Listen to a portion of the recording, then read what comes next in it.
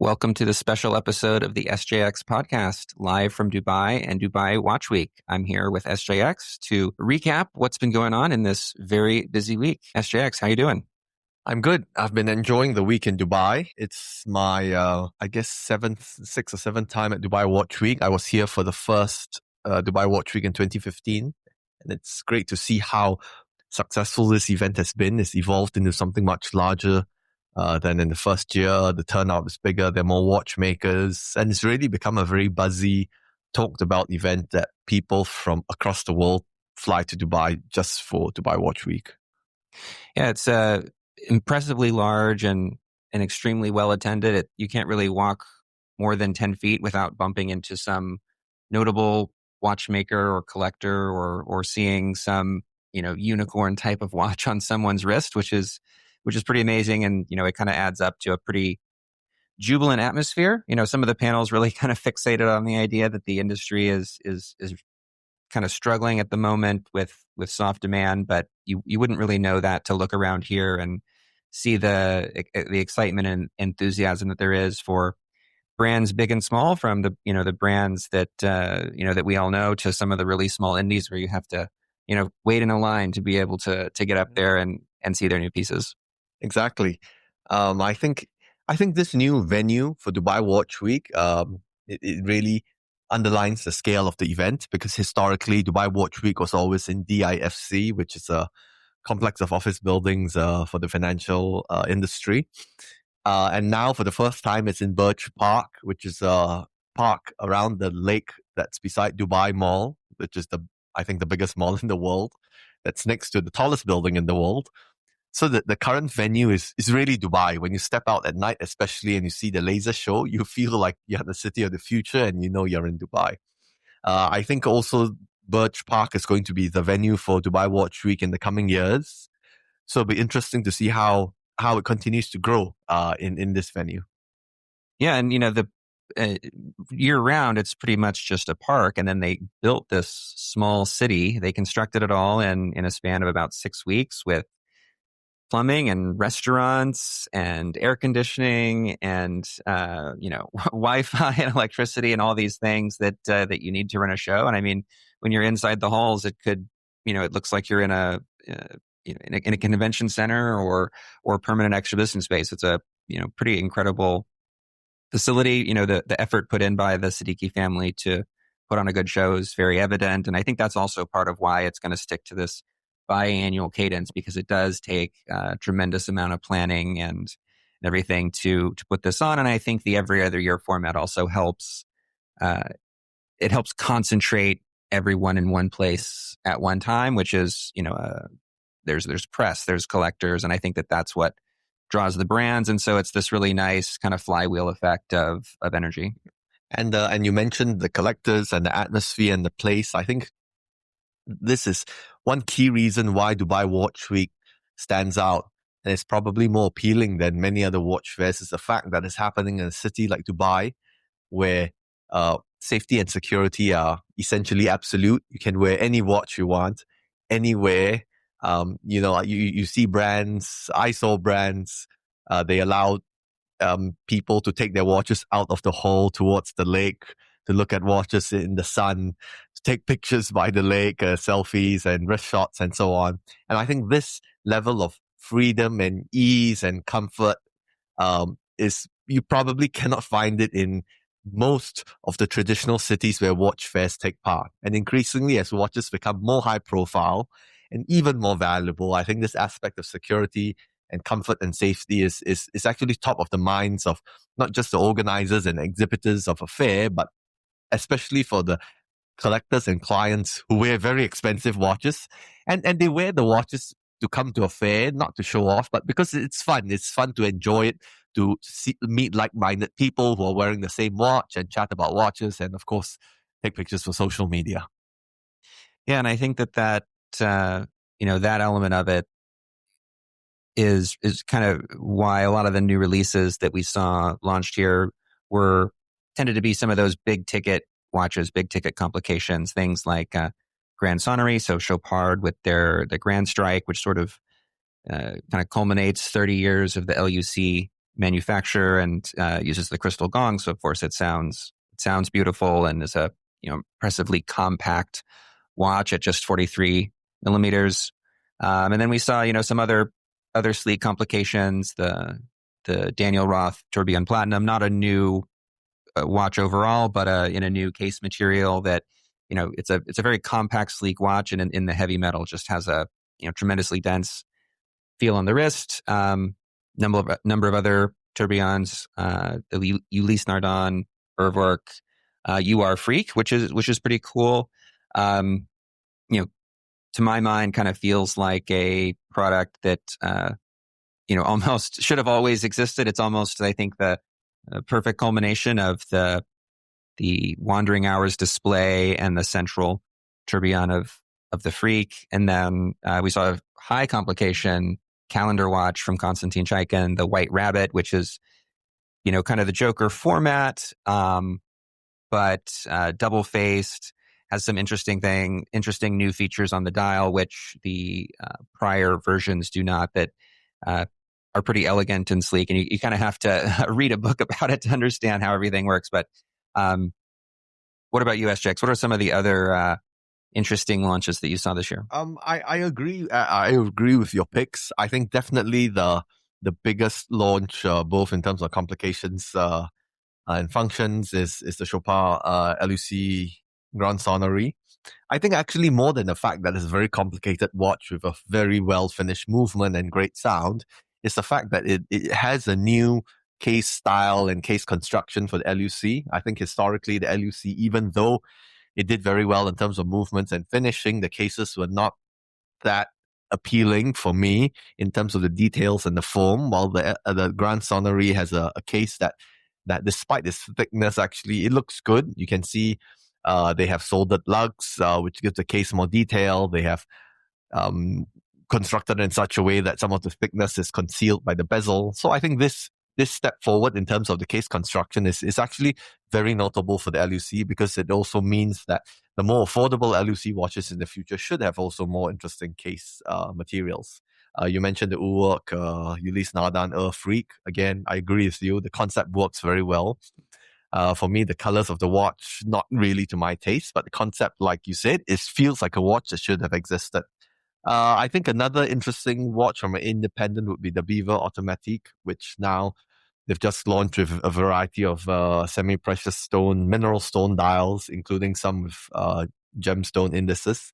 I actually like those watches a lot, though I feel they are kind of expensive. The premium for the original Automatique, I think it's very fairly priced for what it is, but with the addition of the stone dials and then the addition of the precious stone markers, I feel it's a little pricey at retail.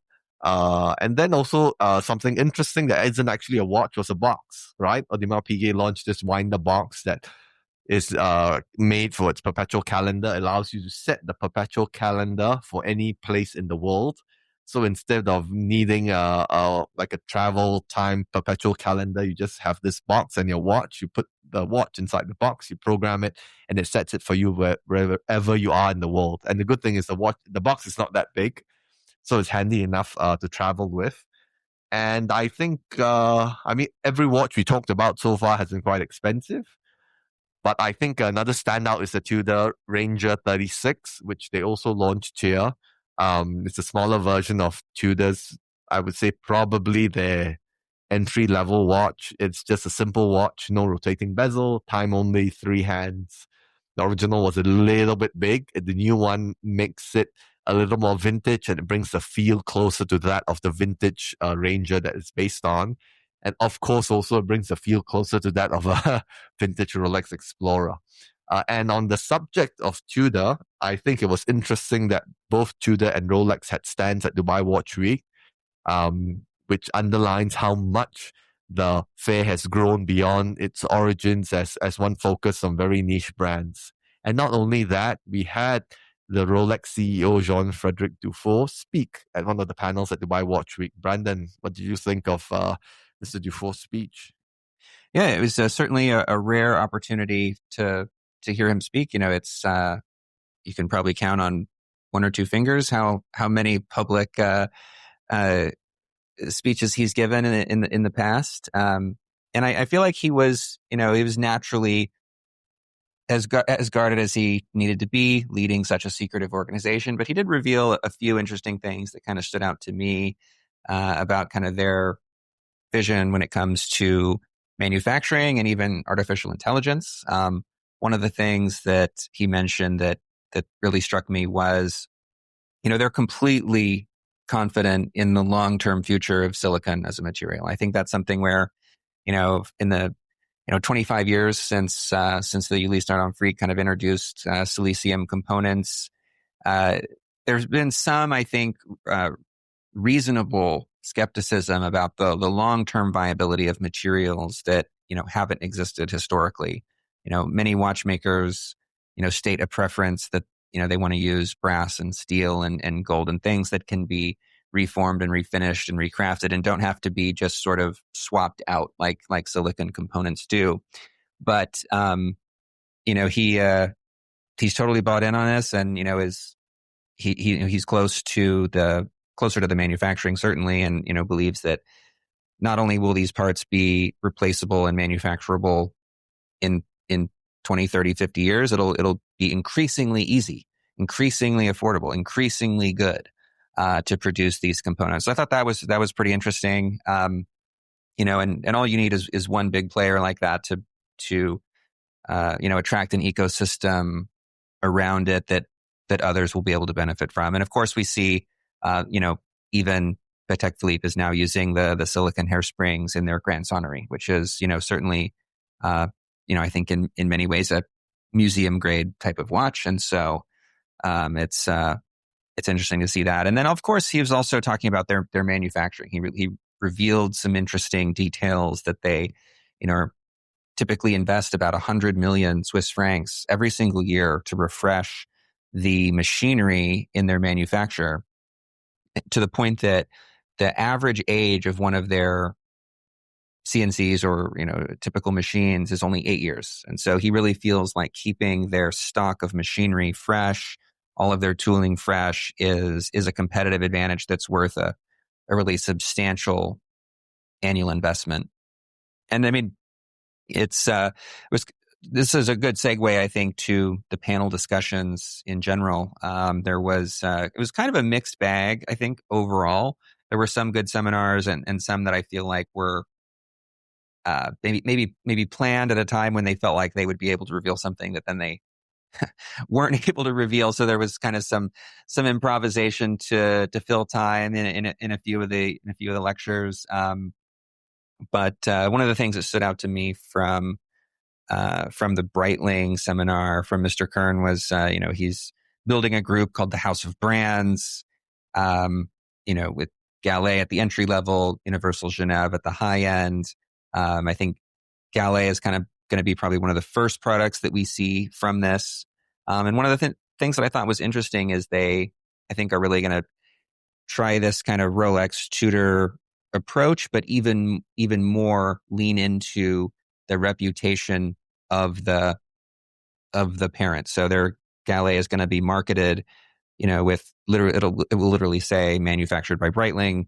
The watches will be available for sale inside of Breitling's monobrand boutiques. So they're really trying to capture that. And it's interesting that they have enough confidence in this to do so without feeling like they're going to, dilute the Breitling brand with this more entry-level product sold alongside. I think these panels were also interesting, especially when especially depending on who the speakers were. That I think also some of it was sort of messaging. It's a little bit like, sometimes politicians say things not really to say something, but to send to imply something or to get people to read between the lines. And I think this was interesting, especially for Mr. Dufour's speech, which you mentioned earlier. I think some of the things he said were probably messaging for the rest of the industry. He mentioned his firstly the confidence in the future of watchmaking and the future of mechanical watches, which is probably because, as you said earlier, a lot of people feel business is not going so well now. I think he also mentioned Rolex certified pre-owned, and he said it's going very well. And that also might have been messaging to other retailers, because Siddiqui in Dubai has been a very strong supporter of Rolex CPO. They built a CPO boutique, which you visited, and it's very impressive. Not all retailers have done that. So maybe that was also a message to some of the other Rolex retailers that CPO is here to stay. And again, silicon, his words on silicon, same thing. Maybe sort of the message to the rest of the industry that they can get behind it, and there'll be an anchor for the material for the wider industry. And did any other panels stand out for you?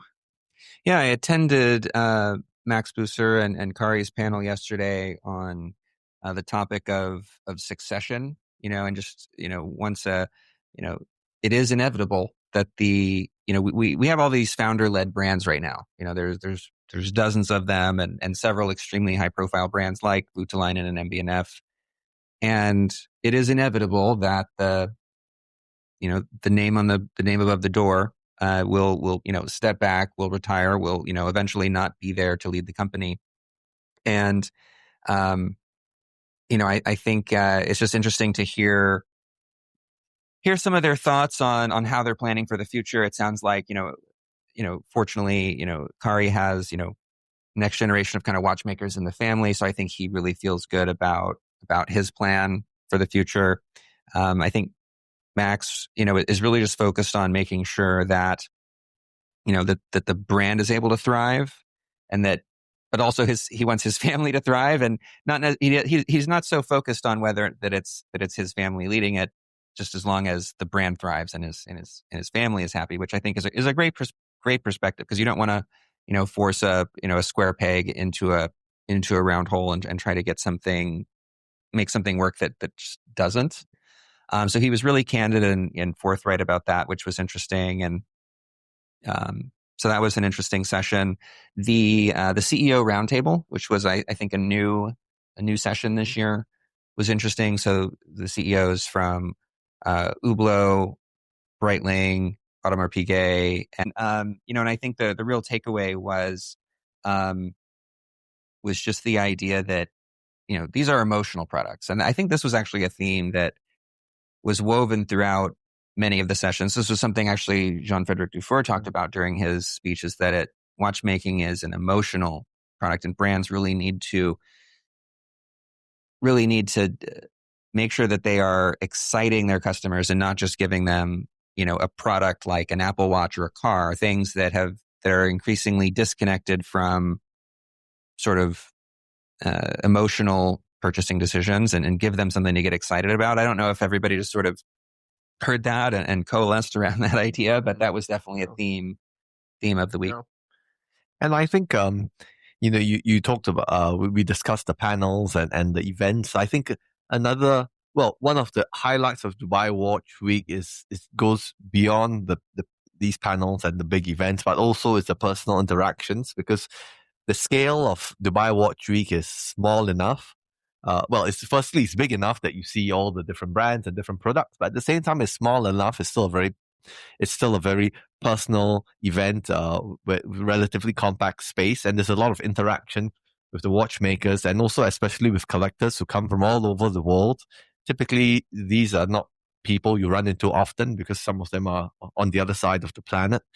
So this, I think, actually is one of the most enjoyable aspects of Dubai Watch Week. It's just hanging out, standing around, chatting with other collectors, going for lunch, dinner, having coffee, and so on. I think this sort of physical gathering is actually quite uncommon outside of Switzerland. But then also, again, this goes back to the earlier point about safety and security for watch events, especially when people are wearing very expensive watches. And I think this, on the subject of scale, I think Dubai Watch Week currently is probably the optimal size, in that I hope it doesn't grow any bigger, because I think if it grows too much bigger, it might lose one of the key aspects that makes it appealing, which is the compact size and the personal nature of the event. Yeah, I think already it's very difficult to see. I can't even plan to see everything. It's difficult already to see the things that I want to see. So I think if it were to be any bigger, it would have to continually get longer, and that makes it, more expensive and more tiring for everyone. So yeah, I think this is, I think, about as big as is really feasible to without losing that feel that you're talking about, without it becoming a watches and wonders type of thing. Speaking of, just one thing I wanted to kind of go back to on some of the new releases that we saw was sort of the some interesting métiers d'art pieces from vintage horology. Yes. I think you got to see those already. Yeah. So what are your thoughts on those? I think, well, for listeners who are unfamiliar, Vintage is actually the house brand of Siddiqui, which is the retailer here that organized Dubai Watch Week. In-house retailer brands are not new. They've been around for a long time, but most of the time they don't work very well because the quality of execution is not quite good enough. I think Vintage stands out because the quality of execution is good.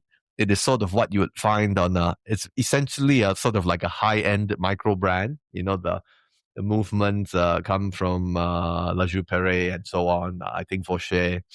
And Vintage has already done very, very exotic watches. They have tantalum cases. I think they're even working on bracelets. They have manual wind, automatic movements, and now they just launched a line of unique watches with cloisonné enamel dials, which is again very unusual for a retailer brand. I think the Vintage underscores the depth of the involvement of the Siddiqui family in watches, not just being a retailer, but the people who run it love watches. The CEO, Mohammed Siddiqui, Vintage is sort of his brainchild. And I think the fact that the brand is much, much more elaborate and more in depth than the typical average retailer brand, I think underlines that. I think that really speaks to the attention to detail and the passion for watches in this event that the Siddiqui family really obviously has. Yep. And I'm definitely looking forward to the next Dubai Watch Week. Thank you for listening. Thank you.